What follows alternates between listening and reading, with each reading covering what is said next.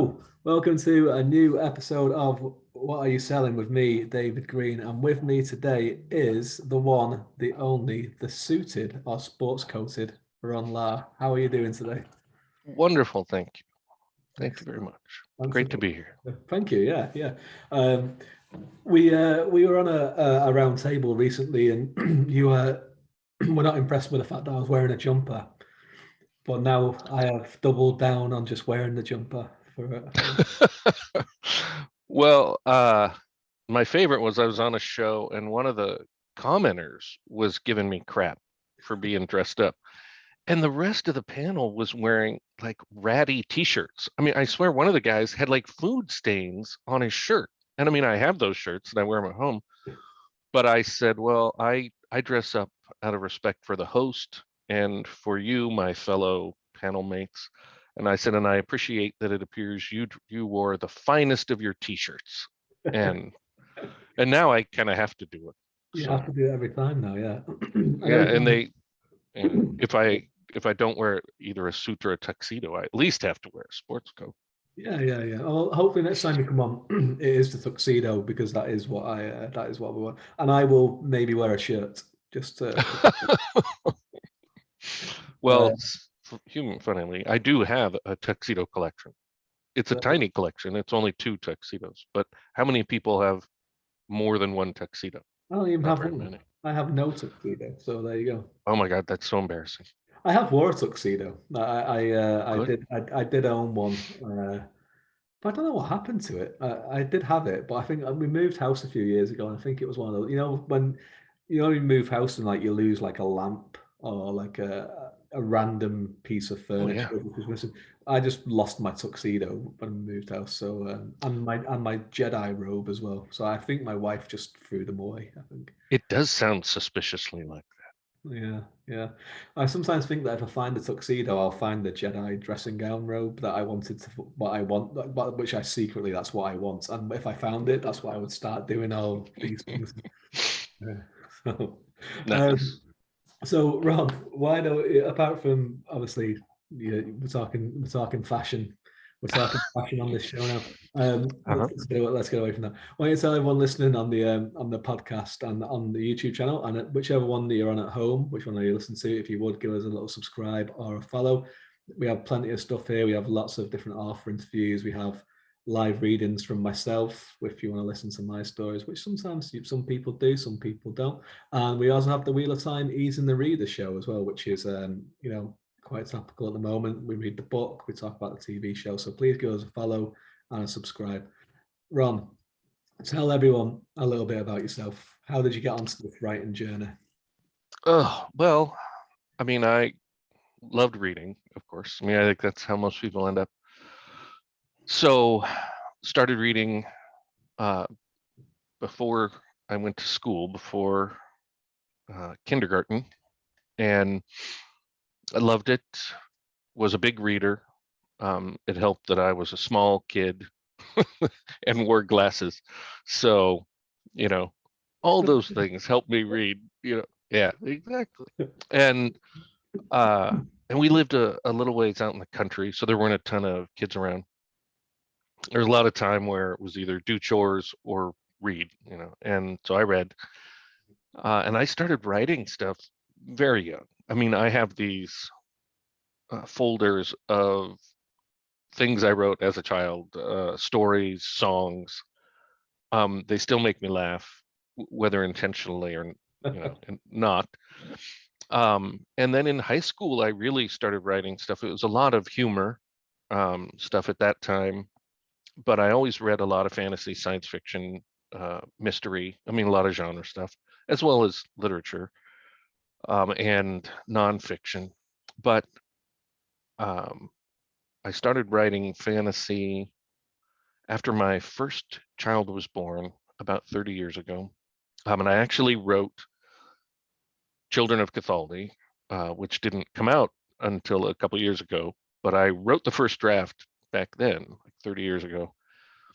And it had the same story, but it was told in third person instead of first person by Dirk. And Dirk was not the main character. Okay. And I finished the book and I liked it. There were a lot of things I liked about it. but I didn't love it. And so I, every once in a while, every year or two, I'd bring it out and work on it and start it over. And I never loved it until I tried it with Dirk as the narrator.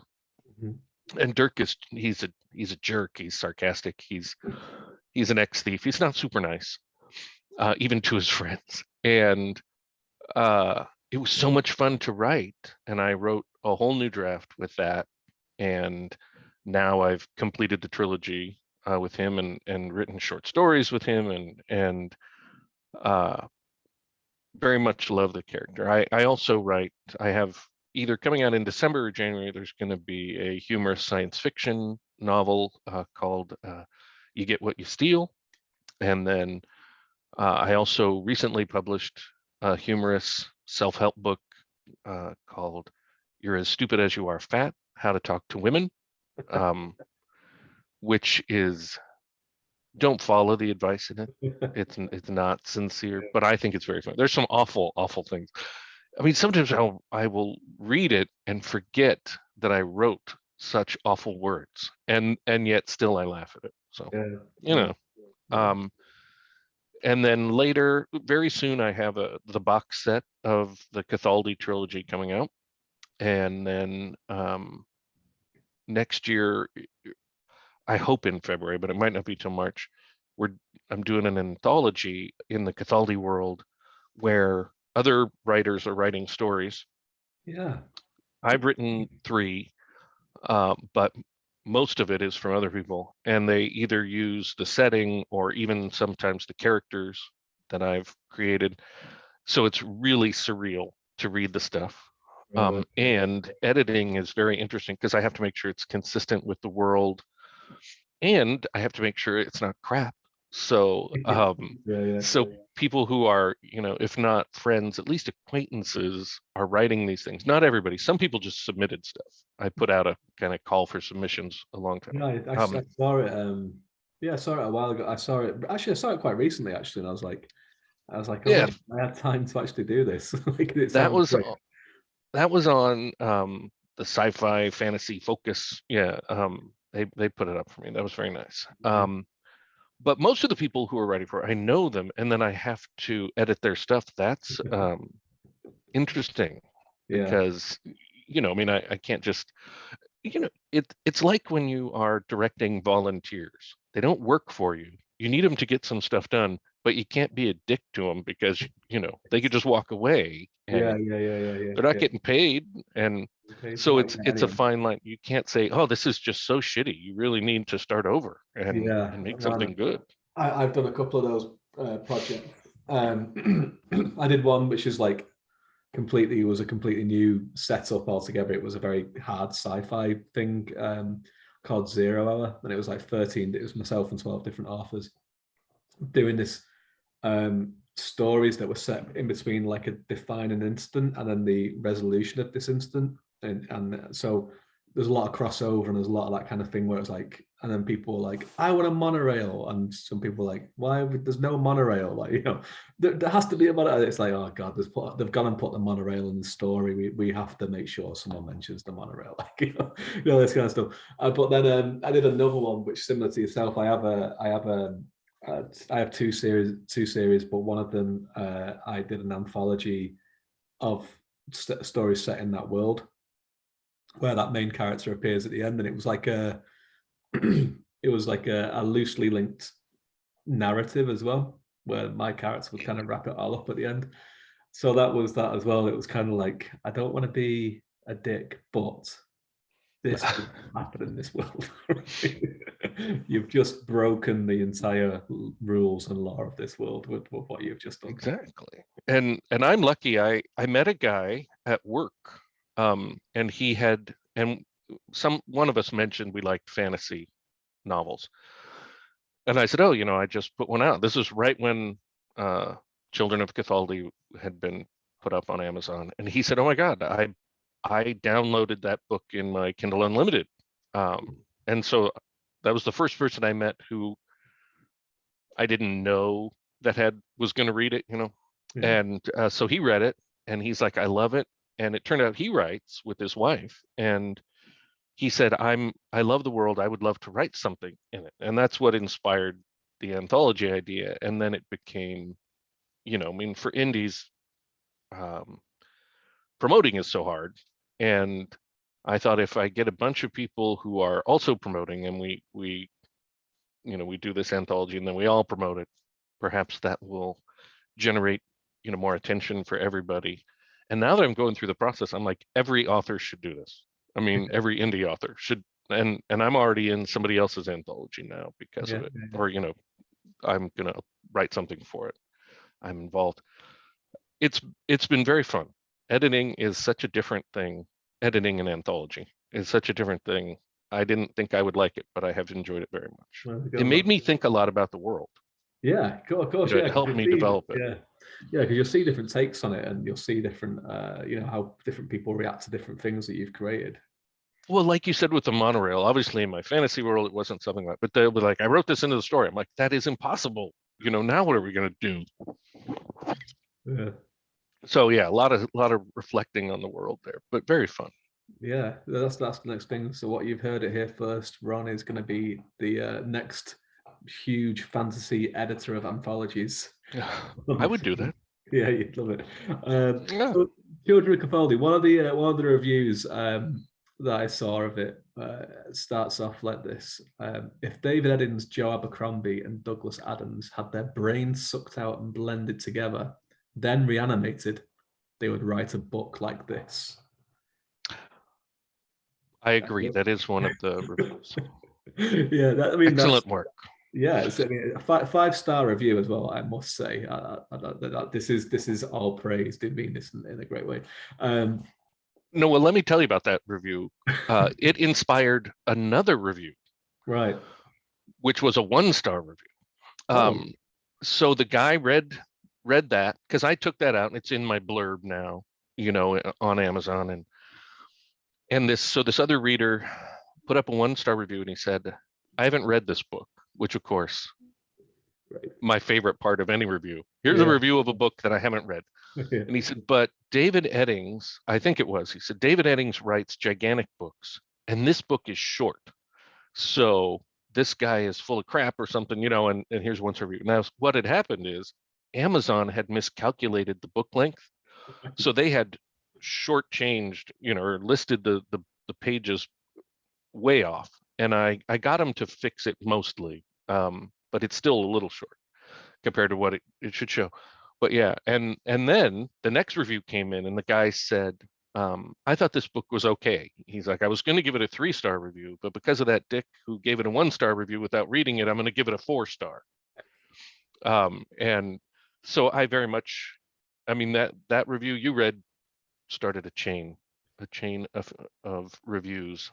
And I'm never going to love a review more than I've never read this book. That's just the best. That's just classic. Yeah, I got a 1-star review for my book, and it was from someone who, this is what I can't. I'm paraphrasing it, but it was basically 1 star. I didn't read this book. I downloaded it on Kindle Unlimited by mistake because I don't read fantasy. It's like, thanks for the review. Thank you so much for that. Oh my gosh. It's like that's great. Thank you so much. You could at least give me a 3 stars just for the effort, Well, and why would you even make the comment? I mean, it's not productive. Normally, reviews, I thought, were to help people decide if they should read a book, but his didn't add anything to that. And my personal deal, as an indie author, we all know how important reviews are. So when I read a book and I like it, I try to review it. I don't always have time, but I never review it unless I like it. Yes. Because, life is hard enough for people as an indie author to then have somebody, pick their stuff to pieces. And but I do try. I try to give back to help other authors. I'll review a book and then put it in my newsletter and on my website, and I'll go to a bunch of groups on Facebook and post the review and try and generate sales, because if I think a book is good, I want to help the people get the word out. Yeah, I'm the same as you. Like if I didn't think it was any more than a 3-star, I won't review it, even if I know the person or not. Like, and if I know the person, like I will tell them honestly. Like if they asked me about it, I'd be like, well, but I wouldn't just be like 1 star. There you go, 2 stars. Then we're gone, done. So what I was going to say anyway about that review, it was obviously David Eddings, Joe Abercrombie, Douglas Adams, quite a different array of writers there. What are your influences? What are you? Obviously you're a well-read fantasy reader. We were talking about the Wheel of Time before we started. What kind of things would have influenced you as a reader and a writer? Well, the first thing I read was The Lord of the Rings. Yeah. I was pretty young, and I read The Lord of the Rings first, not The Hobbit. And then when I went and read The Hobbit, I was like, what a children's book! What a bunch of crap! I like The Lord of the Rings. Because the Hobbit has all the singing and the goofy. I mean, yeah, compared to The Lord of the Rings, it's not as mature, I guess. And so the Lord of the Rings, big deal.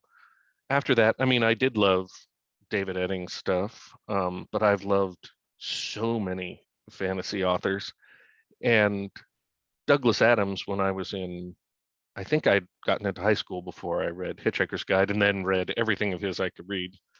But I also loved, Asimov and Kurt Vonnegut. Those were big Robert Heinlein, or however you pronounce his name, and Piers Anthony. I mean, those were all fun. And I almost forgotten Stephen Brust, who wrote the Jerrig stuff. I love that. So at the time before I started writing, those were all big authors for me, and I'm sure millions more. I mean, I read so much, and I read pretty quickly. So, Okay. But yeah, a lot of humor, a lot of fantasy and science fiction. Yeah, humor seems quite an important. I mean, you're a funny guy. Like you like a joke. It can be said, and you certainly you're right, and you bring a lot of humor into it as well. So, is that something that as a reader, but you obviously fantasy isn't always the funniest of genres, right? And neither is sci-fi. I mean, you have Terry Pratchett and you have Douglas Adams, and you have in the UK you have Red Dwarf, the TV show, and everything. Of course, you can show. really great, it's a great one. You can kind of count on a couple of hands the amount of successful comedic fantasy and sci-fi. So is that something that when you were reading you were like, what, a joke would have come in very handy here? No, I mean, I do like the ones that I stumble across, some of them. I mean, there's kind of two kinds too. There's the goofy, he's funny, and I would say my sci-fi, humorous sci-fi novel, You Get What You Steal, that has more of a goofy feel to it. But the Cathaldi series is, epic fantasy. They have a quest. It takes 3 books. They're doing that, and the consequences are serious. A lot of people die. I mean, it's not goofy at all. It's just the guy telling the story is making some jokes while he's telling them, and he's sarcastic, so there's some funny things that he says, and he insults a lot of people. And one reviewer, a guy who does, he has a website and he reviews fantasy books, and he reviewed it and he said, it's like a new way to tell a story, a fantasy story, that it's like you're sitting in a bar talking to Dirk, and it's very conversational, and there's some asides, and he gets distracted from the story. It's not just there. And he said, I never thought I would encounter a new way to tell a fantasy story. He said, unfortunately, I didn't care for it. And not the methodology, but he didn't like Dirk. He's like, I would not, he's not, there's nothing, what did he say? I forget exactly what he said, but it was like, he's not somebody you'd want to take home to meet your family. And we spoke after he had done the review, kind of back and forth a little bit, not, I thanked him, and then I was like, I'm like, well, I hope you read the second book, because in the second book, I mean, the first book is, you're getting the story set up, you get introduced to Dirk, all of his friends, and the danger and everything. And I said, but in the second book, there is some emotional growth for him. You meet his family. He's a more fully rounded person or character. And although I think of him as, a lovable curmudgeon or a jerk, not everybody has thought so. And it's very interesting. I'm sure, as you can attest to, the different people will read the same thing and come up with such drastically different responses. Yeah. And that is always fun and interesting. And that review is one of my favorites. Just, he sets it up like I'm a genius or something, and then he just cuts me off at the knees, but I didn't really care for it. Yeah. Made me laugh when I read it. So, Yeah. And who doesn't like to laugh? Who doesn't like to laugh? That's right. Who doesn't like a little bit of praise before having the guts ripped out? But I will say, I didn't intend for the humor in the Cathaldi series so much as I was, like I told you, I was just trying different ways to get it going. And when Dirk, who is a minor character, or well, not a minor, a supporting character in the original draft, came to the front, and he had made some smart-ass comments during that first draft, and I just tried to inhabit his personality and get it out. It just took a life of its own. I mean, I was writing, I don't know if I've ever written as fast. In fact, the reason I got started on that novel, I had written a couple chapters and thought, I like this, I'm going to do this. And then one of my friends signed up for NaNoWriMo a few years ago, and he put it on his Facebook. I'd never heard of it. And I read it, and I called him up and I said, I'm going to do it too. And he's like, that's great. We'll keep each other accountable. We'll be writing buddies, all this. And we both finished the thing. And I was like halfway through the book after that. And so I'm like, well, that was November. I'm going to finish by the end of the year, the first, this draft. Yeah. And I did that. And it really wasn't a plan. It just happened. And yet I loved it. So that's all you can do, is if you love what you write, then hopefully other people read it and like it. I mean, there's billions of people. Hopefully at least a few 100,000 of them will enjoy this story.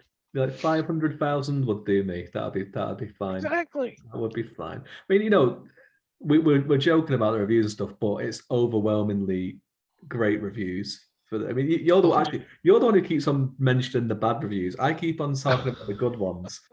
With the and then you're like, well, and you're like, what? There's this bad review. It's mostly all good reviews, which must be a great feeling for something that especially something that you've been working on for such a long time. You went in a few different directions with it. It must be quite gratifying to have a great response to it when you finally have brought it out. Of course, and I think my stuff is a little niche, in that not everybody wants any humor with their fantasy or science fiction, and everybody's sense of humor is their own. So yeah, I feel like I definitely don't write to market or try to follow fads or anything. I mean, I'm writing because I love it, and I'm trying to write stories I'm interested in with characters I find interesting, and then the tough job is identifying and finding potential readers who will like that. Yes. And that's tough. And the guy who got me to do NaNoWriMo, he has taken it in a very different direction. He was writing some lit RPG, and then he switched to writing children's books. And he does have children. He reads children's books, but that was not his original intention. I don't mean to speak for him exactly, but he sees it as a business. He has been very successful. Magnitudes of success, more than I have. And I'm like, I don't care. I could try that too. I want to write what I want to read, I guess. And then work hard to find an audience, however big it will end up being. Two